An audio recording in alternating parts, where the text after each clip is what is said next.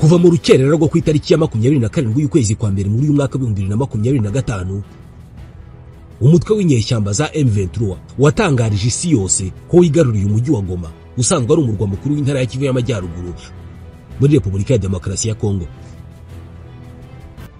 Uyu mujyi kuva wakwitwa Goma ni inshuro ya 4 ugenzuwe n'igisirikare kitari icya leta, kubera ko bwa mbere hari mu kwezi kwa 10 mu 1996 ubwo Goma yagenzurwaga n'igisirikare cy'impuzamitwe ya AFDR yari yobowe na Laurent Désiré Kabila mu ntambara ya mbere ya Kongo yo kwirukana ku butegetsi Marshal Joseph Désiré Mobutu. Icyo gihe igihugu cyitwaga Zaire.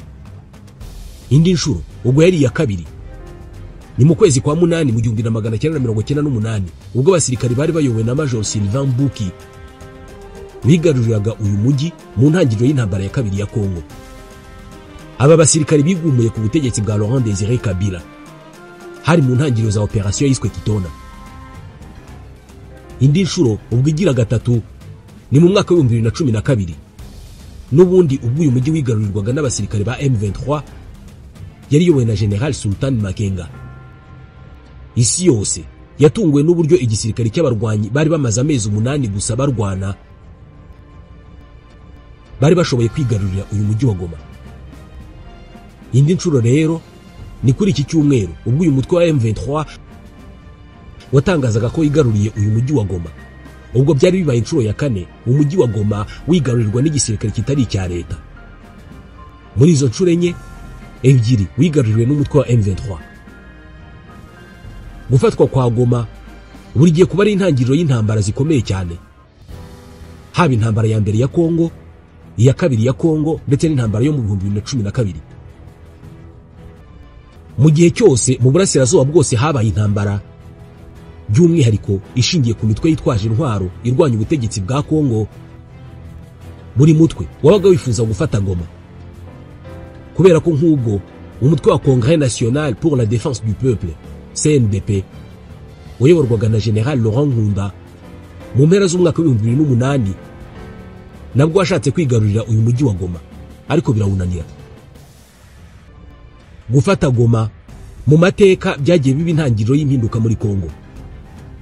Nk'ubwo Goma ifatwa bwa mbere mu ntambara ya mbere ya Kongo byarangiye nyuma y'amezi 7 mu kwezi kwa 5 mu 1997 ubutegetsi bwa Marshal Mobutu buhiritswe n'abahungira muri Maroc. Mu 1998 mu ntambara yiswe ya kabiri ya Kongo nabwo Goma yarafashwe.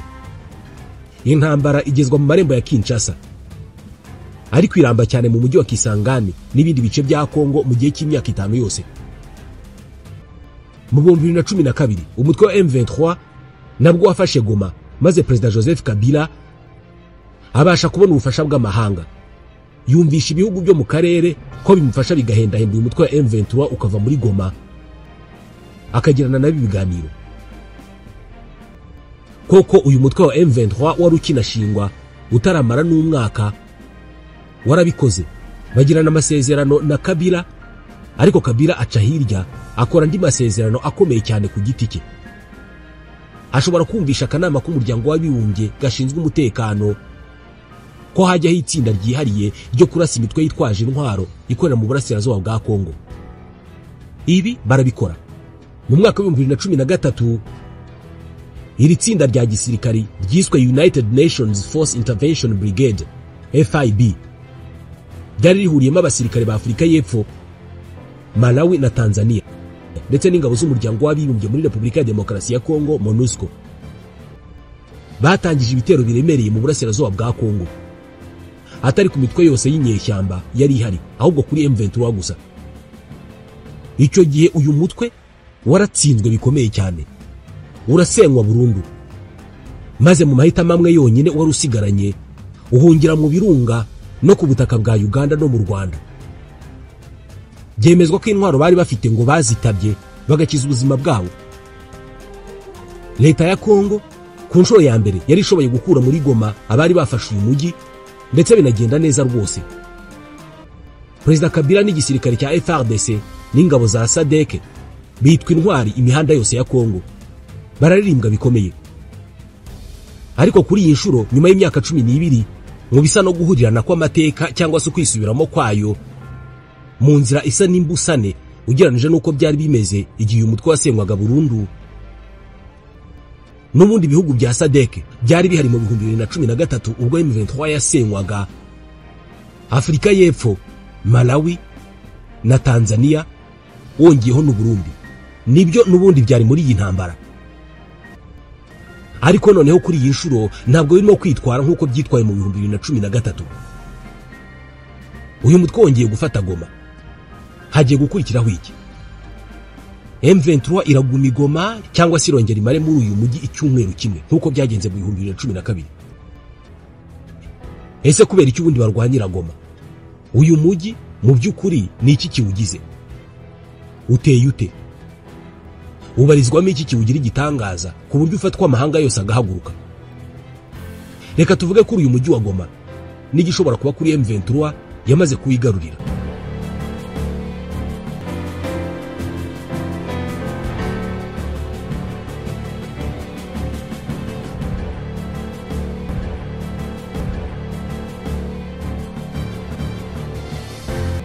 Goma ni umurwa mukuru w'intara ya Kivu y'Amajyaruguru mu burasirazuba bwa Repubulika ya Demokarasi ya Kongo.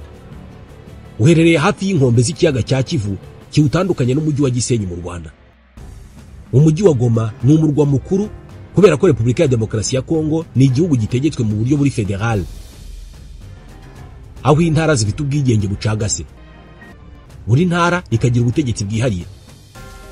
Ibi ni kimwe neza nuko biteye muri Amerika ndetse n'ibindi bihugu birimo Nigeria. Muri Kongo niba babyita intara n'ubundi ni nka leta zifite umuyobozi nka guverineri, zikagira inteko ishinga amategeko n'umurwa mukuru. Imwe mu ntara zigize Kongo rero harimo na Kivu ya ruguru, ari nayo ifite umurwa mukuru witwa Goma. Uyu mujyi wa Goma rero ufite igisobanuro kinini cyane mu bya politike, ariko sobanuye ibirenze kuba byinshi mu bucuruzi, kubera ibicuruzwa byinshi binyuzwa muri uyu mujyi, cyane cyane amabuye y'agaciro. Mu buryo bwihariye uyu mujyi wa Goma uri ku buso bwa kilometero kare 75, ubwo ni hegitari 7,000 z'ubutaka.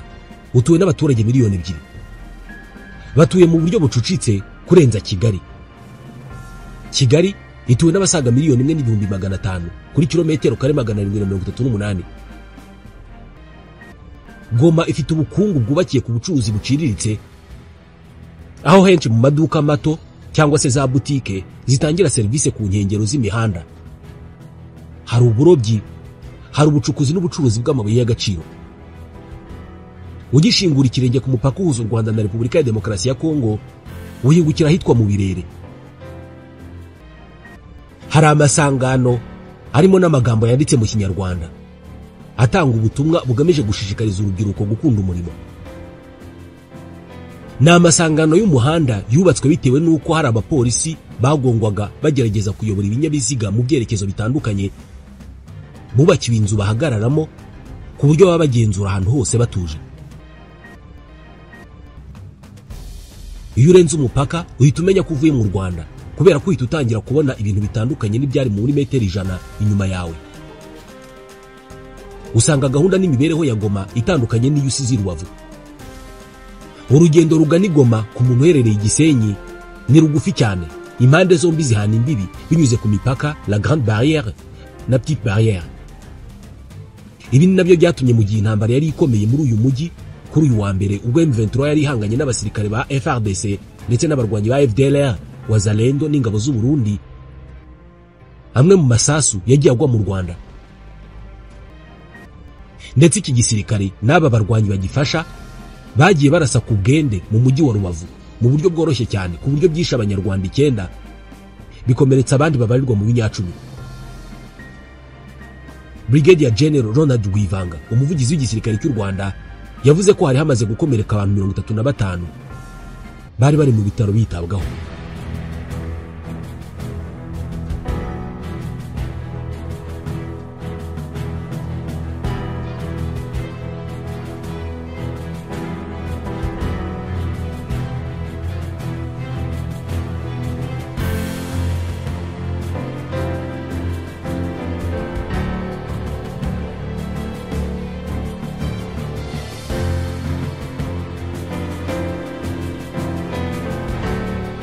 Tugarutse ku mujyi wa Goma, ubucuruzi bwaho buragenda cyane bitewe n'ubwinshi bw'abahanyura, kubera ko nibura umupaka muto wa Petite Barrière ucaho abantu 55,000, mu gihe wa Grande Barrière ucaho abantu 7,000 buri munsi. Ugikandagiza ikirenge i Goma ushobora gutungurwa, kubera ko usibye ubwinshi bw'abagenda n'abakorera muri uyu mujyi, indimi zikoreshwa ziratandukanye kuva ku Kinyarwanda, Amashi, Ilingara, Igiswahili gifatwa nk'ururimi rw'igihugu n'Igifaransa gikoreshwa nk'ururimi rwemewe n'amategeko. Ufite ubumenyi mu kuvuga Igiswahili biba ari akarusho, kubera ko ushobora kuvangamo n'Igifaransa gike. I Goma uru ni rwo rurimi ruhakoreshwa cyane, uruzi wumvikana na benshi. Goma iri muri kilometero ziri hagati ya 13 na 18 mu majyepfo y'ikirunga cya Nyiragongo. Mu mateka y'uyu mujyi mu myaka isaga 23 ishize, ku itariki ya 17 mu kwa mbere mu 2002, ikirunga cya Nyiragongo cyararutse, bituma benshi bava mu byabo, abandi bahaburira ubuzima. Nyuma y'aho umutwe wa M23 ufatiye uyu mujyi, byatumye ukwezi kwa mbere guhinduka uko amateka kuri Goma, ndetse benshi bakavuga ko gushobora kuba ari ukw'ibyago n'amakuba kuri Goma. Icyo gihe mu mwaka wa 2002, ibikoma cyangwa se lave za Nyiragongo byasandaye mu mujyi wose wa Goma, bikomeza no mu kiyaga cya Kivu. Niyo mpamvu iyo ugeze muri uyu mujyi ubona amakoro hose, ndetse n'inzu nyinshi niyazubatse. Icyo gihe mu masaha 24 abantu 45 bari bamaze kubura ubuzima, ndetse ingendo mu mujyi wa Goma zabaye nk'izihagarara, kubera ko imihanda yose yari yafunzwe, ndetse imiryango itanga ubufasha ntabwo yashoboraga kuhagera. Abantu 245 nibo byaje kwemezwa ko baguye mu iruka ry'ikirunga icyo gihe. Inyubako zirenga 4,500 zarangiritse, mu gihe abarenga 120 bavanywe mu byabo. Gusa nyuma y'iruka ry'ikirunga cya Nyiragongo, ubuzima bwaje kugaruka muri uyu mujyi. Muri uyu mujyi hari ikibuga cy'indege mpuzamahanga cya Goma gicaho indege nyinshi, zaba zitwara abagenzi cyangwa se zitwara imizigo, by'umwihariko amabuye y'agaciro acukurwa muri Kivu y'Amajyaruguru. Gusa uyu munsi iki kibuga cy'indege ntabwo kigenzurwa na leta ya Kinshasa, kubera ko kuri uyu wa mbere umuvugizi wa M23 Lieutenant Colonel Willy Ngoma yavuze ko nacyo cyafashwe n'abarwanyi ba M23. Byabaye nka kashe yemeza ko uyu mutwe wafashe umujyi wa Goma mu buryo bwuzuye. Mu bijyanye n'ubukerarugendo, uyu mujyi ufite ibiyaga bito bigera kuri 5, aho abantu bashobora gutemberera, ndetse mu majyaruguru yawo hari parike y'igihugu ya Virunga ibarizwamo ingagi zo mu misozi. Iyo urebye ibikorwa remezo byinshi mu mujyi wa Goma, usanga imihanda myinshi yiganjemo ishaje yangiritse cyane. Kuva mu 2011 nibwo ibigo by'Abashinwa byatangiye gusana no kubaka imihanda itandukanye, ndetse umujyi urimo no kuvugururwa, hubakwa inyubako nyinshi z'ama etaje cyane mu gace ka Birere. Isuku ntabwo ari nyinshi cyane muri uyu mujyi kuko usanga bimeze mu mujyi wa Rubavu cyangwa se Kigali. I Goma hari ahakiri amasashe menshi ku muhanda kugera no mu ngo z'abaturage. Ubucuruzi bwinshi bukorerwa mu mihanda. Ubwikorezi rusange bukorwa hifashishijwe moto cyangwa se imodoka nto zo mu bwoko bwa EAC. Imbaho ni imari ikomeye cyane ku batuye mu mujyi wa Goma, kubera ko inzu nyinshi nizo zubakishije, ndetse kugera no ku magorofa. Hari aho ugera wareba inzu ukwisa inyuma, ukabona inzu inyuma irasa nabi cyane, ariko wayinjiramo ugasanga ni inzu isa neza cyane, irimo ibikoresho byiza, yubatse n'amakaro n'ibindi. Ahanini kubera ubukungu n'umucanga uhora mu bicu, hari aho usanga inzu nyinshi zaranduye inyuma, gusa imbere zikaba zisa neza. Bitewe n'uburyo ubutaka bwihagazeho muri uyu mujyi, inzu nyinshi zubatse mu buryo bugerekeranye, mu rwego rwo kugabanya ikiguzi no gusaranganya ubutaka. Ibicuruzwa byinshi bigaragara muri aka gace byiganjemo amavuta yo mu bwoko butandukanye, ibyuma by'umuziki n'ibindi byiganjemo ibya caguwa. Ibyapa byinshi byamamaza n'amaduka menshi ahangaha i Goma agaragaraho ibicuruzwa bya sosiyete ya Airtel ndetse na Vodacom. Internet yaho irahenda cyane ndetse inakoreshwa na bake. ubuzima bw'abaturage mu mujyi wa Goma ntabwo bugoye cyane. Biroroshye kwihina ku muhanda ugasanga umusore urimo gukora capati anatetse umureti ukamusaba icyo ushaka. Restaurant zaho wavuga ko zigendanwa cyane kubera ko usanga umuntu yarashinze ihema hafi y'umuhanda akaba ari acuruza inyama n'ifiriti n'ibindi biribwa. Mu bicuruzwa kandi bifite abakiriya benshi ntawa kwirengagiza inyama, ariko ahenshi bakanakunda byimazeyo ibinono bitekwa mu isombe n'andi mafunguro atandukanye ya Kinyafurika. Muri Goma umuntu ahembwa amafaranga make ariko akabaho neza, atunze umuryango mugari bitewe n'uko amafunguro ahendutse. Mu bwikorezi bw'ibintu usanga ari mboneka rimwe kubona abakarani bikoreye ku mutwe kubera ko higanje ingorofani zikoreshwa mu gutwara ibicuruzwa n'ibindi bitandukanye. Ku bijyanye n'imyemerere, benshi babarizwa muri Kiliziya Gatolika no mu itorero rya Pentecote. Ku rundi ruhande, uyu mujyi wigeze gupfukamishwa bikomeye cyane n'icyorezo cya Ebola. Ku itariki ya 14 y'ukwa karindwi mu 2019 nibwo umurwayi wa mbere wa Ebola yabonetse mu mujyi wa Goma. Ubwo yahageraga atwawe n'imodoka avuye Butembo, agace kamaze igihe kirekire karimo icyorezo cya Ebola. Iyo ndwara yaje no guhitana uwo murwayi. Icyo gihe hafashwe ingamba zirimo n'izihuriweho n'u Rwanda. Kuri ubu ngubu ahantu hose hahurira abantu benshi hashyizweho ahantu ho gukarabira intoki mu kwirinda Ebola. Mu bwikorezi bw'abantu kuri moto, ingofero z'abagenzi cyangwa se casque ntabwo zikoreshwa cyane.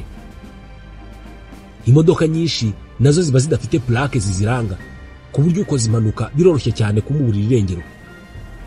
Ku rundi ruhande, mu mujyi wa Goma abantu benshi bakunda umupira w'amaguru. Muri uyu mujyi n'ibindi bice bya Repubulika ya Demokarasi ya Kongo, umupira w'amaguru urakundwa cyane, ndetse iki gihugu kimaze kumenyekana cyane mu gutanga abakinnyi bakomeye cyane mu mupira w'amaguru w'isi yose. Nubwo abenshi bakinira ibihugu by'amahanga, ndetse na hano mu Rwanda hari abakora ako kazi bakomoka muri Repubulika ya Demokarasi ya Kongo. Ibi bituma abana bato bakura bafite inzozi zo kuzaba ibyamamare mu mupira w'amaguru, aho nibura n'uvuye ku ishuri usanga anyura kuri stade akabanza akihera ijisho uko umupira w'amaguru urimo gukinwa. Uyu mujyi wa Goma rero ufite ibibuga byinshi by'umupira w'amaguru, ariko Stade de l'Unité iri mu bibuga bikomeye cyane. Ikoreshwa by'umwihariko mu mikino itandukanye, ndetse yakirirwaho imikino n'amayikipe atandukanye arimo AS Dauphin Noir, DC Virunga na AS Kabasha. Iyi stade yaravuguruwe ndetse yongera gufungurwa ku itariki ya 6 y'ukwa gatanu mu 2018. Hakinwa umukino wahuje AS Kabasha na DC Virunga. Gusa iyi Stade de l'Unité muri iki gihe cy'intambara niyo umutwe wa M23 wategetse abasirikare ba FARDC kujya bahuriramo bagatanga intwaro zabo kuri MONUSCO, babyanga bakaraswa. N'ubu tubabwira ibi, kuri iyi Stade de l'Unité hari umubare munini cyane w'abasirikare ba FARDC bamanitse amaboko bitanga ku ngabo za M23. Ibi rero ni bimwe muri bike wamenya kuri uyu mujyi wigaruriwe n'ingabo za M23 ku nshuro ya kabiri nyuma yaho zabikoze mu kwa 11 mu 2012. Uyu mujyi wa Goma, ibi byose tuwuvuzeho, biwugira umujyi ukomeye cyane mu gace uherereyemo, ku buryo leta ya Kongo isa n'iyakubiswe hababaza cyane mu gutakaza uyu mujyi. Mu buryo bwihariye, abasesenguzi mu bya politike mpuzamahanga ndetse no mu by'intambara bagaragaza ko kuri iyi nshuro umutwe wa M23 wafashe Goma utandukanye muri byinshi n'umutwe wa M23 wafashe Goma mu 2012. Bagaragaza ko kuri iyi nshuro M23 yateguye gufata Goma mu buryo bwitondewe neza, ndetse bagaragaje ko kuri iyi nshuro uyu mutwe washyizemo ubunyamwuga bwinshi. Aba rero babona ko kuri iyi nshuro uyu mutwe ushobora kuba uri bukure kwizima leta ya Kongo, kubera ko ngo Goma ni umujyi leta ya Kongo itakwihanganira kubura. Goma rero ishobora kuba ari ikarita iri butume leta yemera ibiganiro, kubera ko ni kenshi inyeshyamba zatangije intambara leta zitumva ko baganira, ariko bikarangira baganiriye. Ukurikije amateka y'intambara za kinyeshyamba zitandukanye by'umwihariko mu karere k'ibiyaga binini, M23 ishobora kuba igiye kugera ku rwego rwo gusunikira leta ya Kongo kuganira nayo. Ndetse n'amahanga nicyo arimo kugarukaho asaba impande zombi kujya mu biganiro by'amahoro byakemura ikibazo bagahagarika intambara itaratwara ubuzima bw'abantu benshi. Gusa hari n'abandi basesenguzi mu bya politike bavuga ko nanone ibiganiro bishobora kugorana kubera ko leta ya Kinshasa by'umwihariko Perezida Felix Tshisekedi yararahiye avuga ko atazaganira na M23 yise abaterabwoba. Kuri Tshisekedi uru ruhande yafashe rwamuhaye inyungu nyinshi kubera ko byatumye agaragara nk'intwari mu banyekongo. Kutaganira agahitamo inzira y'intambara byamuhaye ikuzo n'icyizere mu banyekongo ko ashobora kurwanira igihugu, ariko ibi nabyo ubu birasa n'ibitagihari nyine kubera ko igisirikare cye kirasa n'icyatsinzwe. Rero ngo birashoboka cyane ko kuri iyi nshuro umutwe wa M23 ushobora kuzatinda muri uyu mujyi wa Goma, kubera ko uyu mujyi ngo ni ikarita ikomeye cyane mu birebana n'iyi ntambara. Rwose kuri iyi nshuro ngo birashoboka cyane ko M23 itazikoza muri Goma ngo igende mu cyumweru kimwe gusa nk'uko byagenze mu 2012, ahubwo ishobora kuhaba bigatinda ndetse yanahava ikahava mu bwumvikane n'amasezerano y'amahoro yaba yashyizwe mu bikorwa atari ukubyizezwa gusa. Ni ibintu isi yose iteze amaso.